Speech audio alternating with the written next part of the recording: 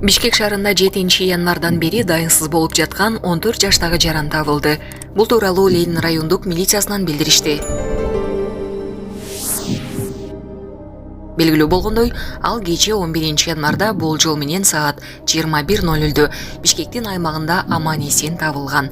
Милиция кызматкерлери баланы ата-энесине өткөрүп берип, алар менен түшүндүрүү иштерин жүргүзгөн. Учурда окуянын чоо жайы такталууда деп айтылат билдирүүдө. Эскерте кетсек, 8 январда милицияга Бишкек шаарынын тургуну аял киши кайрылып, 14 жаштагы уулу Акылбек Талайбековду табууга жардам берүүнү суранган. Бүгүн 12 январдагы жогорку кеңештин жыйынында укук бузуулар жөнүндө кодексине өзгөртүүлөрдү киргизүү жөнүндөгү мыйзам долбоору 3-окууда кабыл алынып, президенттин кол коюусуна жөнөтүлдү. Аталган мыйзам долбоору депутаттар Мирлан Самый-Кожо менен Аманкан Кенжебаев тарабынан демилгеленген.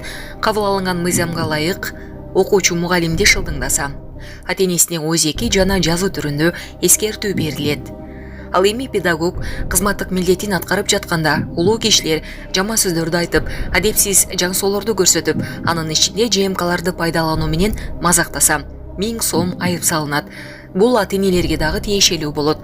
Мыйзам долбоору педагогикалык кызматкерлерге карата кемсинтүү, жаман сөздөр, адепсиз жүрүм-турум, кордуп тийишүү жана уятсыз жаңсоолорду белгилерди көрсөтүү түрүндө билдирилген сыйлабастык мамиле үчүн жоопкерчиликти орнотуу максатында иштелип чыккан.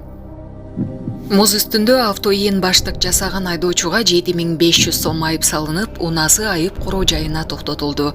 Бул тууралуу жол кыймылынын коопсуздугун камсыздоо башкармалыгынан билдиришти. Сот тармактарда Нарын облусунун Кочкор районундагы Аракөл көлүндө муз үстүндө Деуматиз үлгүсүндөгү автоунаа жаш балдарды чанага отургузуп, автоийин баштык жасап жаткандыгы боюнча маалымат жарык көргөн. Бул факты боюнча Кочкордогу кайгол кызматкерлери ыкчам издөө иш-чараларын жүргүзүп, автоунаанын айдоочусун таап, 7500 сом айып салуу менен унаасын убактылуу токтотуучу айып короо жайына киргизишкен.